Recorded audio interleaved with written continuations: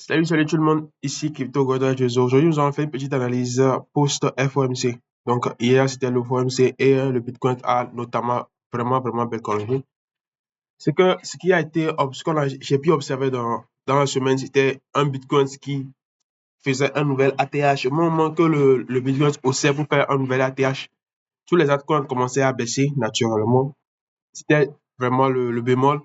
Normalement, quand l'actif quand l'indice plutôt phare commence par hausser, les cryptos le suivent. Mais là, quand le Bitcoin commençait à faire son nouvel ATH au niveau des 108, les altcoins ne faisaient que péter à la baisse. Ils faisaient des sursauts haussières, mais c'était juste des corrections haussières pour pouvoir mieux baisser.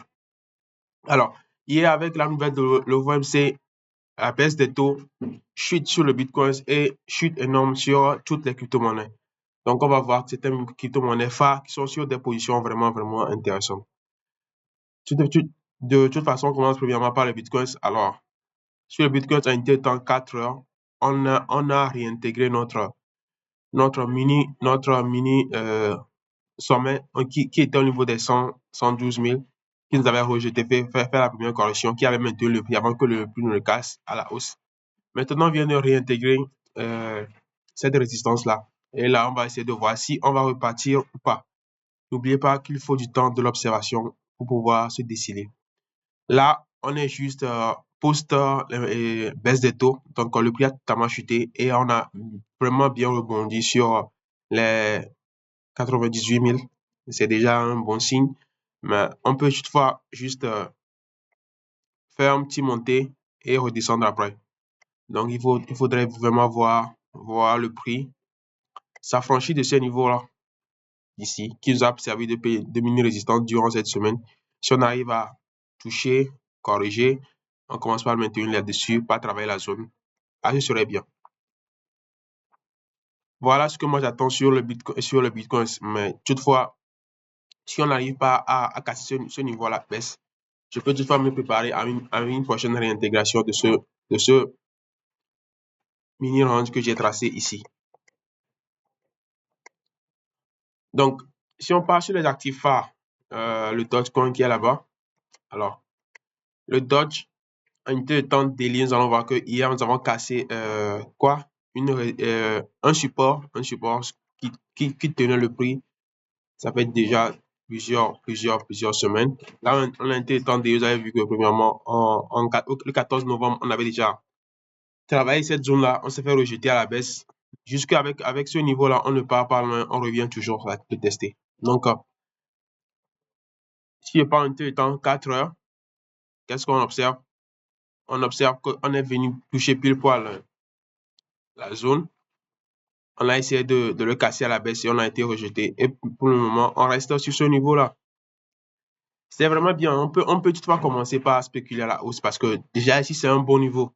N'oubliez pas que le trading, le trading de crypto-monnaie, ce n'est pas une valeur sûre. On n'est pas sûr à 100%, mais avec les analyses techniques, avec les outils qu'on utilise, l'expérience qu'on a sur le marché et certaines actions qui se répètent, pourquoi pas pourquoi ne pas tester ce support? Parce que n'oubliez pas, un support, c'est fait pour tenir.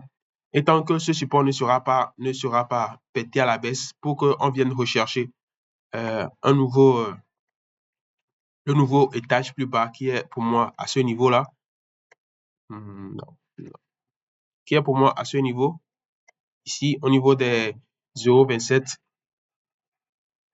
je mettrai pourquoi pas un biais. Mais je vais bien observer d'ici l'ouverture des marchés US pour voir ce que le prix est en train de faire. Si le prix commence par, comment je vais dire, si le prix commence par travailler cette zone-là, faire de petites baisses, réacheter, commencer à maintenir sur la zone-là. Et par rapport à ce que j'ai dit sur le Bitcoin, si tout cela commence par s'aligner, alors là, pourquoi je prendrai un trade d'habitude, sur des mouvements comme ça, pour chercher mon premier TP. Déjà, le premier TP vraiment important sera de revenir ici. Ce qui veut dire que ce qu'on vient de faire, c'est juste, on est dans une consolidation, qu'on vient sur, on est que sur la bonne base de notre consolidation, disons, là où on vient, le plus se rejette à la hausse, on est jusque là-bas. D'habitude, je prends un té de temps daily, je prends l'outil Fibonacci, je prends toute la baisse depuis notre dernier sommet haut jusqu'au dernier plus bas. Et puis, j'essaie de viser les 0,38 de Fibonacci pour mon premier TP. Ce qui veut dire que là, on est sur un support. Je peux me permettre de prendre un trade haussier.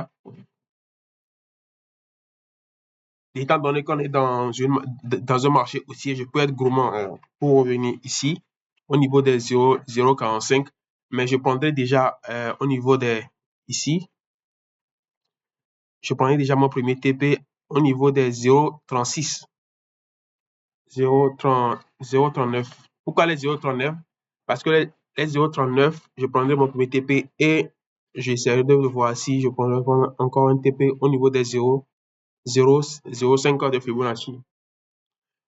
Oui, c'est le retracement de Fibonacci. Disons, l'outil Fibonacci, c'est comme ça, moi, j'utilise.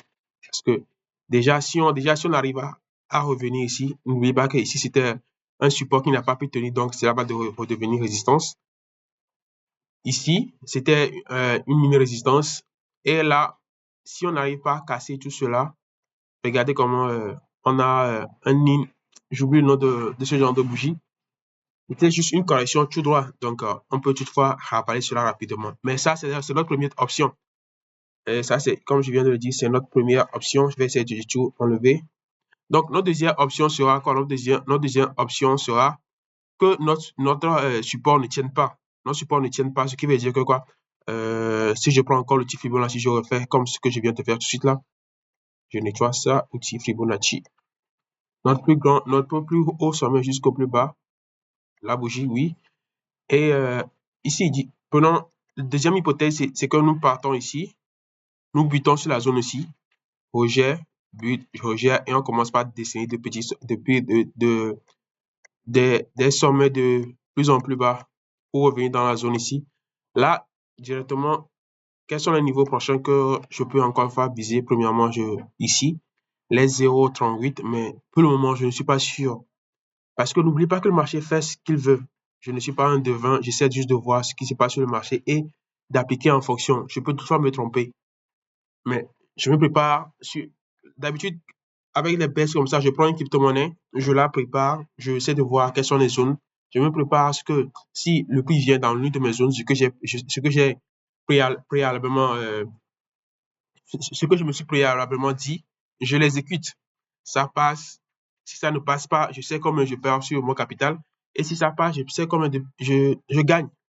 C'est pas facile, mais avec de la tempérance et beaucoup d'efforts, on finit par se faire. En tout cas, moi, j'aime ça, hein.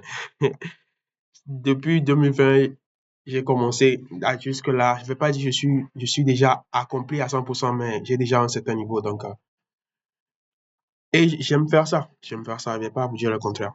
J'aime faire ça.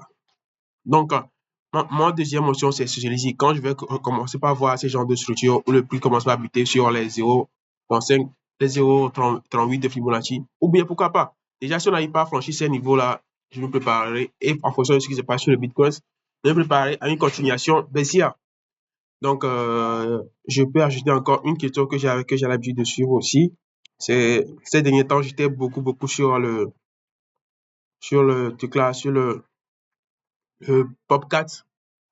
On a vu comment elle a totalement elle s'est fait dézinguer. Donc là, dans ce genre de structure, les gars, moi, j'aime pas trop me lancer. Vous avez vu la manière dont le Dodge a tenu. Il est revenu directement sur un ancien support. Là, on est sur un couteau qui est en train de tomber. Déjà, là, en 4 heures, on n'a pas beaucoup de préaction, disons, on est jusqu'au début. Si on s'attend à une consolidation ici, on est juste au début. Donc, pour le moment, le graphe ne me dit rien d'important pour que je puisse me dire que ça va aller. Donc, par exemple, en temps daily, ce que je vois aussi, c'est qu'on revient sur un sommet avant cette baisse-là. Donc, déjà, je peux me dire que ceci peut tenir, mais ça va être en fonction de ce que le marché montre. Tant que le marché ne me montre pas qu'ici, il y aura une consolidation qui va commencer par préparer le prix pour une potentielle baisse ou pour une potentielle hausse, je préfère ne pas toucher à ce genre de crypto-monnaie-là.